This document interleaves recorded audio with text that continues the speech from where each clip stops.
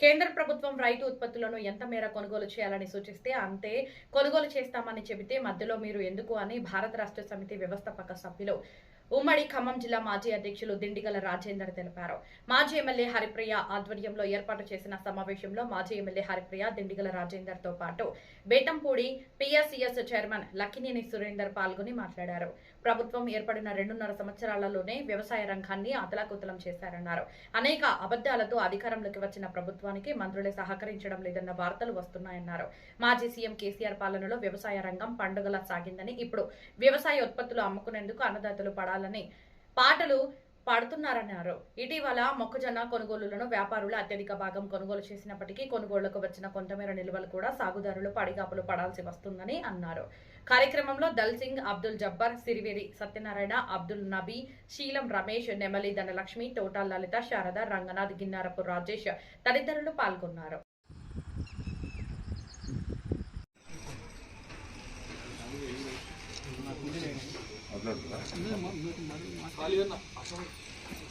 అందరికీ నమస్కారం.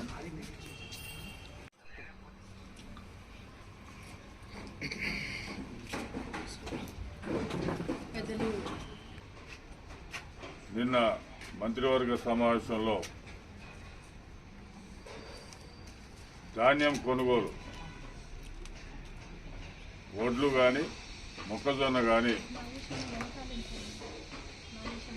కేంద్రం ఎంత కొనమంటే అంతే కొంటాం, మిగతాది మీరేమన్నా చేసుకోండి అని చెప్పి ఒక బాధ్యత గల ముఖ్యమంత్రి మాట్లాడటం అనేది శోచనీయం. దానిపైన రాష్ట్ర పార్టీ పిలుపు మేరకు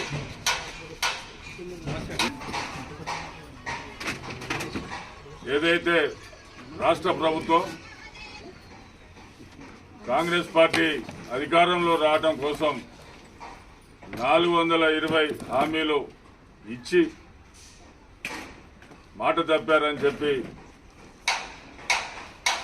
ప్రభుత్వం ఏర్పడి 6 నెలల నుంచే ప్రజలు చర్చించుకోవడం, గ్రామాలలో పట్టణాలలో ప్రజలు తిరుగుబాటు సోషల్ మీడియాలో కానీ అదేవిధంగా ప్రెస్లో, ఎలక్ట్రానిక్ మీడియాలో నిత్యం ప్రభుత్వం మీద ఏదో ఒక చోట తిరుగుబాటు జరుగుతూ ఉంది. కేవలం అధికారం కోసమే రాష్ట్ర ముఖ్యమంత్రి అబద్ధాలు చెప్పి అధికారంలోకి వచ్చి మంత్రివర్గాన్ని ఏర్పాటు చేస్తే ఇవాళ మంత్రులు కూడా ముఖ్యమంత్రికి సహకరించట్లేదని చెప్పి చాలా పేపర్లు హెడ్లైన్లో రాయటం జరిగింది. వాళ్లకు అనుకూలంగా ఉన్న పేపర్లే రాశాయి. లొల్లైందని. ఈ రాష్ట్రం ఎటుపోతా ఉంది? ఈ రాష్ట్ర ప్రజలకి జవాబుదారీగా ఉండాల్సిన ప్రభుత్వం ఈ 2.5 ఏళ్లలోనే ఆగమాగమైందని చెప్పి ఈ సందర్భంగా తెలియజేస్తా ఉన్నాం. ఖచ్చితంగా వడ్లని రైతు ఏది పండిస్తుంది, ఏ రకం పండిస్తుంది ప్రభుత్వం కొనాల్సిందే. 14 రకాలు కొంటామని చెప్పి ఇవాళ 5-6 రకాలే మేము కొంటాం, వాటికే బోనస్ ఇస్తామనేది చెప్పడం కన్నా రాజీనామా చేసి పక్కకు తప్పుకోవాలని చెప్పి బీఆర్ఎస్ పార్టీ డిమాండ్ చేస్తా ఉంది. మనమందరం గమనించాల్సిన విషయం, ఏదైతే ముఖ్యమంత్రి స్థాయిలో గడిచిన 2-3 నెలల్లో చివరి గింజ వరకు కొంటాం, రైతు పండించిన ధాన్యాన్ని 5 ఏళ్లలో చివరి గింజ వరకు కొంటామని చెప్పి స్టేట్మెంట్ ఇచ్చారు. ఉప ముఖ్యమంత్రి ఇచ్చాడు, వ్యవసాయ శాఖ మంత్రి ఇచ్చాడు, అదేవిధంగా ముఖ్యమంత్రి కూడా ఇవ్వటం జరిగింది. మొన్న వడ్లు 70% మిల్లర్లే కొనుక్కుపోయారు. బయట రాష్ట్రాల్లో డిమాండ్ ఉండటం వల్ల అది రైతు అదృష్టమే. డిమాండ్గా చెల్లించి రైతు దగ్గర మిల్లర్లు కొన్నారు.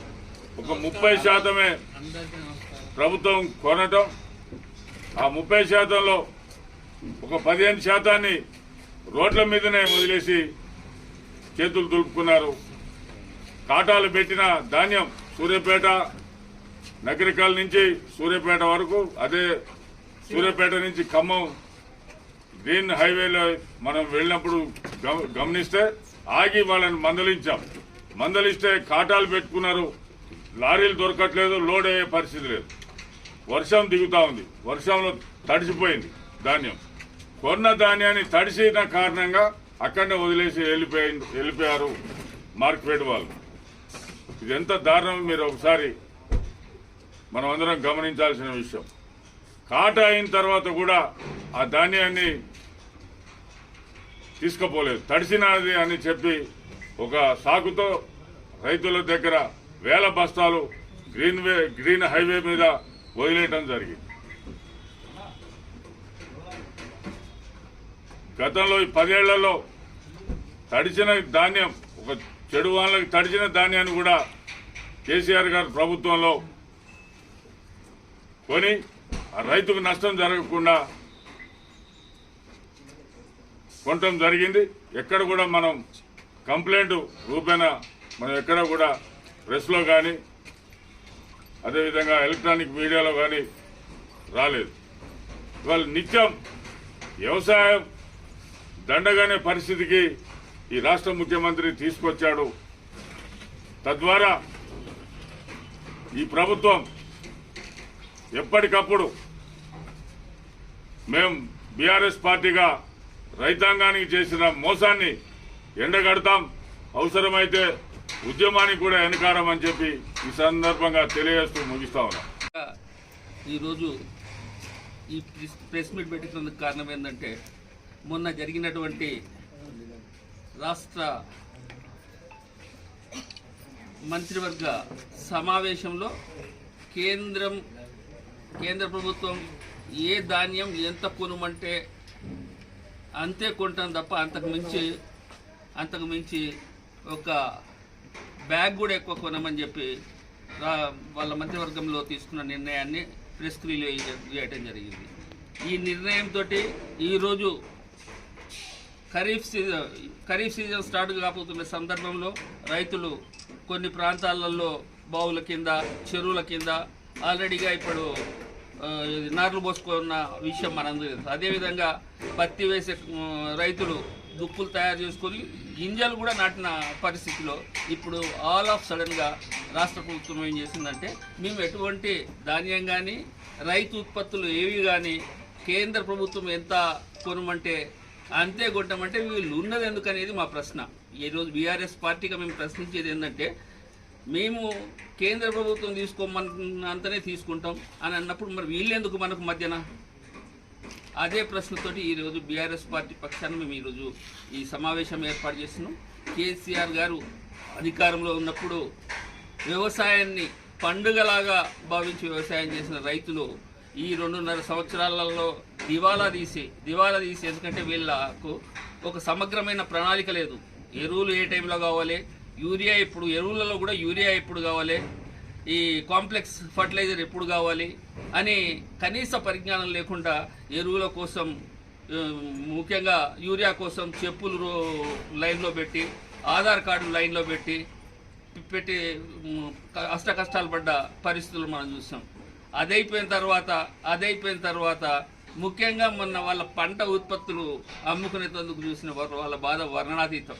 ఎందుకంటే ఈ అకాల వర్షంతో రైతులంతా అన్నమో రామచంద్ర అని చెప్పి రోజుల తడబడి ఆ మార్కెట్ యార్డ్లల్లో, అదేవిధంగా ఐకేపీ సెంటర్స్ కొనుగోలు కేంద్రాలల్లో, మార్కెట్ కొనుగోలు కేంద్రాలల్లో దివాలా తీసుకుంటా వాళ్ళు బోర్న విలిపిస్తూ ఉన్న పరిస్థితులన్నీ మనం చూస్తున్నాం. ఎందుకంటే రాష్ట్ర ప్రభుత్వానికి ఒక నిర్దిష్టమైన ప్రణాళిక కొనుగోలులో కానీ, విత్తనాల సరఫరాలో కానీ, అదేవిధంగా ఎరువుల సరఫరాలో కానీ లేదు. ముఖ్యంగా కరెంటు విషయానికి వచ్చినా కూడా 24 గంటలు ఇచ్చే నాణ్యమైన కరెంటు కేసీఆర్ గారి ప్రభుత్వంలో 24 గంటలు ఇచ్చే నాణ్యమైన కరెంటు ఈరోజు 8 గంటలు, 3 గంటలు ఇష్టం వచ్చినట్టు దానికి ఒక సర్టెన్ టైం లేకుండా ఇవ్వటం జరుగుతుంది. ఈ పరిస్థితిలో ఈ పరిస్థితిలో ఈ రాష్ట్ర ప్రభుత్వం యొక్క దీన్ని ఏమంటారంటే డైవర్ట్ చేసే దాన్ని మేము తీవ్రంగా ఖండిస్తున్నాం.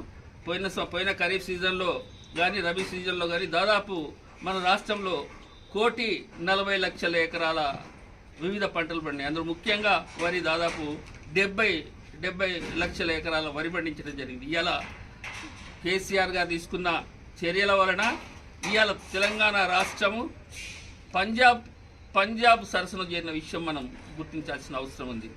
ఈ పంజాబ్లో గోధుమలో అగ్రస్థానం వహిస్తే, గోధుమ పంట ఉత్పత్తిలో అగ్రస్థానం వహిస్తే మన అన్నపూర్ణగా ఈ మన తెలంగాణ రాష్ట్రం వర్ధిల్లిన సంగతి మనం అందరం గుర్తుంచుకోవాలి. ఏమైనా కానీ తెలంగాణ రాష్ట్ర ప్రభుత్వం రైతుల పట్ల పక్షపాతం చూపిస్తూ రైతులను ఇబ్బందులకు గురి చేస్తున్న సందర్భంలో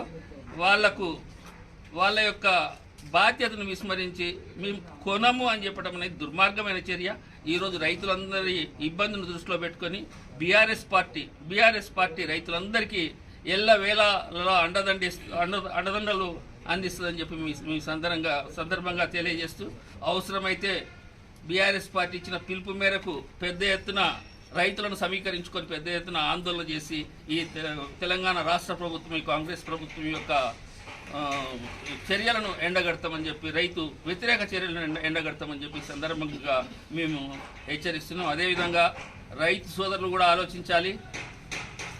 మనం ఇప్పుడు జరుగుతున్న పరిస్థితులకు మనం ఎప్పుడు సందర్భం వచ్చినప్పుడు మనం బదులు తీసుకోవాల్సిన అవసరం ఉంది. మనకున్నది ఒకటే ఆయుధం, ఓటు అనే ఆయుధం. ఆ ఓటు అనే ఆయుధంతో ఇటువంటి దుర్మార్గమైన రైతు వ్యతిరేక ప్రభుత్వాన్ని గద్దెదింపాల్సిన అవసరం ఉందని చెప్పి గమనించాలి. ఈరోజు ఏ పల్లెకి పోయినా, ఏ బస్తీకి పోయినా, ఏ పట్టణానికి పోయినా అన్ని వర్గాల ప్రజలు, కార్మికులు కానీ, కర్షకులు కానీ, ఉద్యోగులు కానీ, నిరుద్యోగులు కానీ అన్ని వర్గాల ప్రజలు ఇవాళ ఈ ప్రభుత్వం పోవాలి, బీఆర్ఎస్ అధికారంలోకి రావాలి, కేసీఆర్ గారు మూడోసారి ముఖ్యమంత్రిగా కావాలి అని చెప్పి కోరుకుంటున్న సందర్భంలో మేము బీఆర్ఎస్ పార్టీగా ఖచ్చితంగా రైతుల పక్షానే ఉంటాం. రైతే రాజును చేసే విధంగా గతంలో ఏ విధంగా చేస్తున్నాం, భవిష్యత్తులో కూడా మేము రైతును రాజును చేసే విధంగా మేము ప్రయత్నిస్తామని చెప్పి సందర్భంగా తెలియజేస్తూ ఈరోజు ప్రెస్ మీట్కు హాజరైన ప్రెస్ మిత్రులందరికీ కూడా ధన్యవాదాలు తెలియజేస్తున్నాం. రాష్ట్ర ప్రభుత్వము రైతాంగం మీద ఒక పెద్ద బాంబుని వేయబోతా ఉంది కాదు, వేసింది కూడా. నాకు తెలిసి కాంగ్రెస్ నాయకులందరూ కూడా ఉమ్మడి ఆంధ్రప్రదేశ్లోనే ఉన్నాము, అప్పటి కాంగ్రెస్ పాలనలోనే ఉన్నాము అన్న ఒక భ్రమలో ఉన్నారే తప్ప 10 సంవత్సరాల తెలంగాణ రాష్ట్ర తొలి ముఖ్యమంత్రి కేసీఆర్ గారు పరిపాలించినటువంటి తెలంగాణ రాష్ట్రంలో ఉన్నాము అనేటటువంటి విషయాన్ని కాంగ్రెస్ నాయకులు మర్చిపోయారు. ఉమ్మడి ఆంధ్రప్రదేశ్లో పండినటువంటి పంటలకి తొలి ముఖ్యమంత్రి గారు కేసీఆర్ గారు వచ్చిన తర్వాత కుటుంబాన్ని ఆదుకోవడానికి రైతు బీమా అయితే ఏంటి, 24 గంటల ఉచిత కరెంట్ అయితే ఏంటి, ముఖ్యంగా తెలంగాణలో గోదావరి కృష్ణా 2 పారుతున్న తెలంగాణకు ఉపయోగపడినటువంటి నీళ్ళని కాళేశ్వరం ప్రాజెక్టు ద్వారా, అలాగే సీతారామ ప్రాజెక్టు ద్వారా చెరువులను పునరుద్ధరించి దాదాపుగా 46,000 చెరువుల్ని పునరుద్ధరించి తెలంగాణలో